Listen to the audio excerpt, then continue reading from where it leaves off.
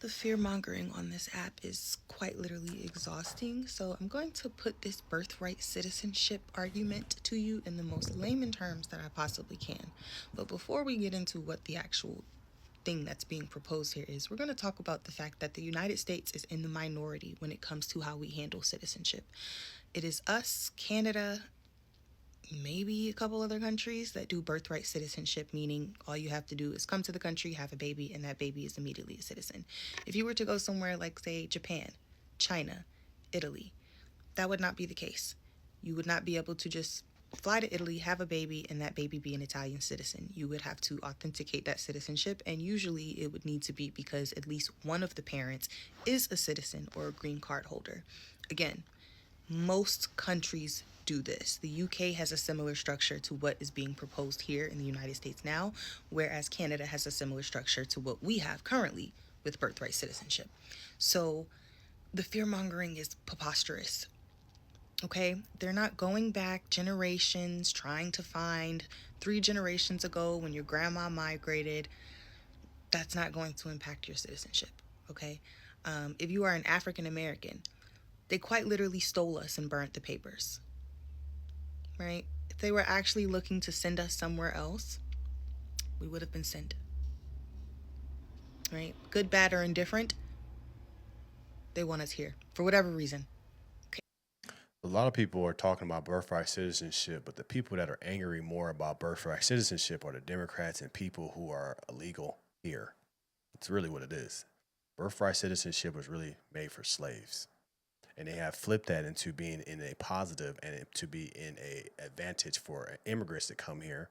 There's a lot of people that from different countries purposely come here at the last trimester of their pregnancy and have babies here so they can actually get a passport in America and they go back to the country.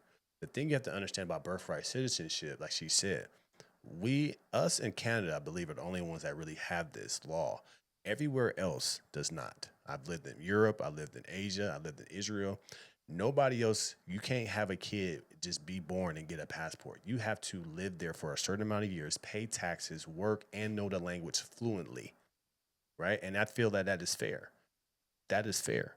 But the people that are mad about birthright citizenship are the people who have the most to gain from it. Democrats, illegal immigrants, immigrants, period. You need to, there's so many people here that are born here, go back to their country, then come back and can't speak a lick of English. How can somebody get a passport here, go somewhere else and grow up there, and then come back here and then get into office and then be in charge of things that are supposed to be in charge for America? How can they be Americans if they weren't only born here, but they weren't raised here? That's the thing you have to understand. It's the culture that we're creating is that our America is not America. People that are have these passports, they go back to their other country and get all of their values and bring it over here and destroy our company or our country. You have to think about it like a company, right? But the it's the fear mongering that we see with birthright citizenship. It's a simple law. It's at the discretion of the government. The government can turn it on and turn it off. But what we see here though is that nobody else does it. Like she said, we're the minority. So why would birthright citizenship be bad? It's bad because the people that come here are gaining off of it. There's a guy that's a Chinese millionaire that had 100 kids, and then he had them here. They have a passport, and he brought them back to China, raised them in the Chinese way, and his plan is to bring them back. And then next you know, you have that influence in our country. We need to have our American values instilled in everybody that's an American citizen. There's too many different values that's going around in America, and that's the reason why we're so divided. But I'm just tired of hearing the fear mongering too. It's very simple. If you're born here, you live here, you speak the language, your parents have a lineage here, then you should be American. But there's actively people that have no American affiliation that just come here and have a kid and bring. Trust me, I've been in France, I've been in Korea, I've been in all different countries where I spoke to people, and that is their plan. Get pregnant, go to America, get a passport, and come back. Like that's crazy. That's just ridiculous. Okay, that's number one. I need y'all to stop fear mongering people. Do y'all see what the actual real economy is like? People are budgeting to buy a pack of bacon. People are budgeting to buy a carton of eggs. And now you want them to sit around and worry about if they're going to be deported to somewhere that they've actually never been 3 generations removed. Please stop. Okay? This is not even saying that people are going to be immediately deported.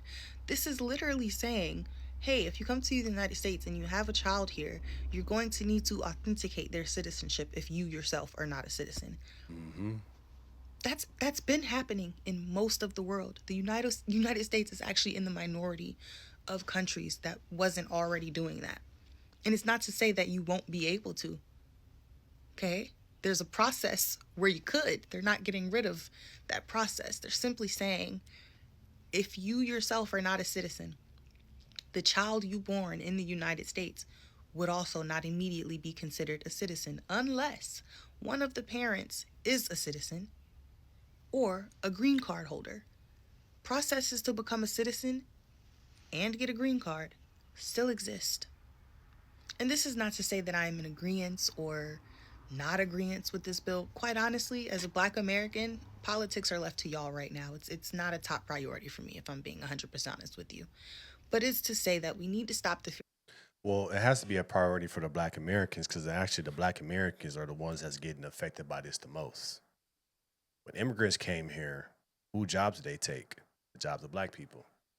That's why when President Trump said the black jobs, he wasn't playing.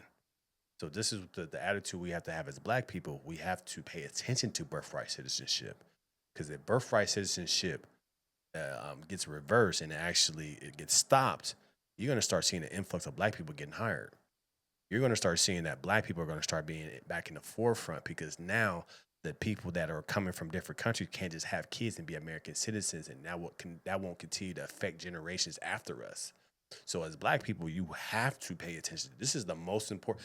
Birthright citizenship has probably ruined the black community in jobs.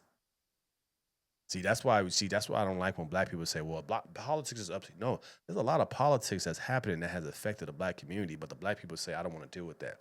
Birthright citizenship is probably one of the biggest reasons why black people are left behind. Because how do these immigrants take over our country? Through kids. They don't come here and take over through weaponizing or fighting. They come here taking over through kids, outnumbering us. Average black kid has about one kid now? One, maybe two, if that. Well, you have different generations or different cultures come over here and have 4, 5, 6, 7 kids.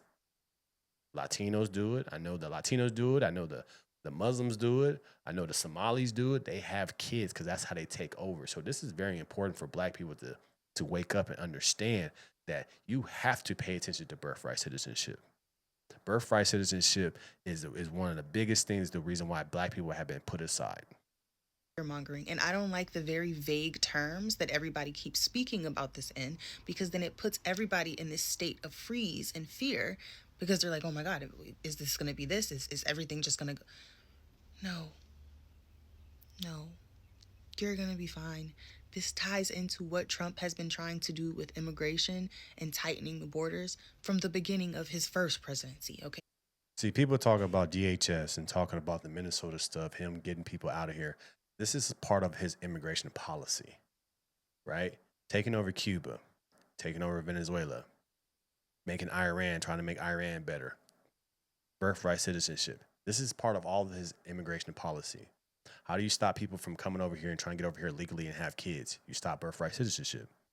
How do you make sure that people go back to Venezuela, make their country better? How do you make sure people go back to Cuba to where they don't have to come here, make their country better? How do you make sure that the Persians don't continue to try to leave and get away from the country? You make Iran better.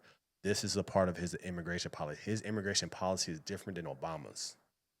You guys have to understand that. But birthright citizenship is one of the biggest things that's probably messed up the black economy. It's because we've been replaced because these people come over here and have multiple kids and take over. Let me know your thoughts about this in the comments below. Like, share, and subscribe to the channel. As always, going to keep this thing rock, keep going. Make sure you tap into the No Filter Morning Show Monday through Friday, 10:30 a.m. Pacific Standard Time. I appreciate you guys, and I'm out.